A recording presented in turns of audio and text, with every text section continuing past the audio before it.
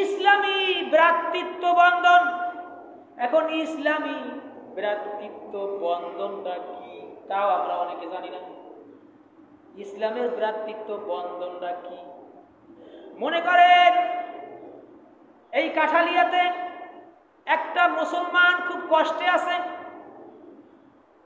এই মুসলমানকে সাহায্য করা, তাকে বিভিন্ন দিক থেকে উপকার করা আর একজন মুসলমানের দায়িত্ব। আর একজন মুসলমানের কি দায়িত্ব? মনে করেন শুধু বাংলাদেশ না, মনে করেন বাংলাদেশের উত্তর অঞ্চল, মনে করেন নীলফামারী আরো পাশে আছে, এরপর মনে করেন দক্ষিণে মনে করেন বঙ্গোপসাগর, বঙ্গোপসাগরের পাশে মনে করে একটা মুসলমান খুব কষ্টে আছে, মুসলমানের উপর অন্য জাতিরা নির্যাতন করতে আছে, জুলুম করতে আছে, মাজলুম। আপনার আমার দায়িত্ব হচ্ছে ওই মুসলমানকে কিভাবে সাহায্য করা যায়। এইটাই হচ্ছে ইসলামের ভ্রাতৃত্ব বন্ধন। মনে করেন আমেরিকার একজন মুসলমান বা ভারতের একজন মুসলমান খুব কষ্টে আছে, এই মুসলমান কষ্টে আছে, আপনি বাংলাদেশে বসে আপনি শুনতে আছেন, কিন্তু আপনার যদি গায়ে না বাজে, আপনার যদি অন্তরে যদি আঘাত না লাগে যে আমার মুসলমান ভাই খুব কষ্টে আছে, তাহলে মনে করতে হবে যে আপনি মুসলমান না, আপনি মানুষ না। আর যদি মনে করেন যে আমার খুব মায়া লাগে, কষ্ট লাগে, কিছু করতে পারি না, শুধু দোয়া করি, তাইলে মনে করবেন যে আপনি একজন মুসলমান। আজ দেখেন ভারতে কি হতে আছে। আমরা তো বুঝি না যে ইসলামের ভ্রাতৃত্ব বন্ধনটা কি। ইসলামের ভ্রাতৃত্ব বন্ধনের মৌলিক পন্থাই হচ্ছে পৃথিবীর যে কোনো রাষ্ট্রে মুসলমান কষ্টে থাকুক, নির্যাতন করুক অন্য ধর্মের লোকেরা, আপনার গায়ে লাগতে হবে, গায়ে বাজতে হবে, আপনার কষ্ট অনুভব করতে হবে। এইটাই হচ্ছে ইসলামের ভ্রাতৃত্ব বন্ধন। এই কয়েকদিন আগে দেখেছি ভারতের মুসলমানকে জবাই করে ওরা খেলা করতে আছে, দেখছেন আপনার অনেকে। মুসলমানকে আমি বলি এই পৃথিবীতে 5 জন মানুষ আছে সবচাইতে নিকৃষ্ট মানুষ। কয়জন? 5 জন মানুষ আছে সবচাইতে নিকৃষ্ট মানুষ। এটা আমার কথা না, বিশ্ব সংস্থা আইন ব্যবস্থা যারা আছে, বিশ্ব বিচার ব্যবস্থায় তারা রিসার্চ করে এটা বের করেছেন। আমরা মোবাইলে, ফেসবুকে, ইউটিউবে পেয়েছি এই পৃথিবীতে 5 জন মানুষ আছে সবচাইতে নিকৃষ্ট মানুষ। এর ভিতরে সবচাইতে 1 নম্বরে নিকৃষ্ট আছে ইসরায়েলের নেতানিয়াহু।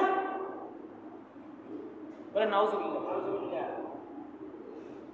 ইসরায়েলের নেতানিয়াহু। 2 নম্বর নাম আসছে ভারতের নরেন্দ্র মোদী। 3 নম্বরে আসছে, আমি নাম লমুরা আমার বাংলাদেশ, আমাদের বাবুজান। 4 নম্বরে নাম আসছে আমেরিকার ডোনাল্ড ট্রাম্প। 5 নম্বর নামটা আমার মনে নাই, পরে আবার বলব। মনে করে এই 5 জন হচ্ছে পৃথিবীতে সবচাইতে নিকৃষ্ট মানুষ, যার কারণে ওরা হচ্ছে মানুষ নামে কলঙ্ক, মানুষের জবাই দেয়। কই অত অমানুষের তো, ওরা তো মানুষই না। মানুষ হলে ওরা কখনো পারত না। আপনি মনে করেন এই পৃথিবীতে বিভিন্ন রাষ্ট্রে অর্থাৎ বিভিন্ন জাতের লোক বাস করে, বাংলাদেশেও মনে করেন বিভিন্ন ধর্মের লোক বাস করে না? কই আমরা শতকরা 92 থেকে 97% মুসলমান, কম বেশি হতে পারে আমাদের বাংলাদেশে হিন্দু বাস করে না? আমি বলতে চাই নরেন্দ্র মোদী বিশ্বের কাফের মুশরিকদেরকে জানিয়ে দিতে চাই, কই বাংলার জমিনে কত জাতের লোক বাস করে। হিন্দুরা করে, খ্রিস্টানেরা করে, বৌদ্ধরা করে, বিভিন্ন উপজাতির লোক বাস করে। অথচ বাংলাদেশে শতকরা 95% মুসলমান। আমরা তো কোনোদিন কোনো একটা হিন্দুকে আজও পর্যন্ত মুখ দিয়া খারাপ আচরণ করি নাই, ঠিক কিনা বলেন? কই তোমরা তো অমানুষ, মাতাল হয়ে গেছে নরেন্দ্র মোদী। মাতাল না হলে এই ধরনের কাজ কখনো পারে না। আমি বলি একদিন কিন্তু ধ্বংস হয়ে যাবা। আমি জানিয়ে দিই, রেকর্ড হাতে আছে, পৃথিবীর সবাই হয়তো শুনবে, একদিন অচল হয়ে যাবা। মুসলমান এমন মুসলমান কিছু বলে না, কাউকে ধরে না, ধরলে কিন্তু কারোর ছাড়ে না, ঠিক কিনা বলে? মুসলমান ধরে না কিন্তু ধরলে কারো ছাড়ে না। কই তোমরা সংখ্যা খুব বেশি, এই জন্য বাংলার মুসলমানের উপর, পৃথিবীর মুসলমানের উপর, ভারতের মুসলমানের উপর বিভিন্নভাবে নির্যাতন করতে আসে না।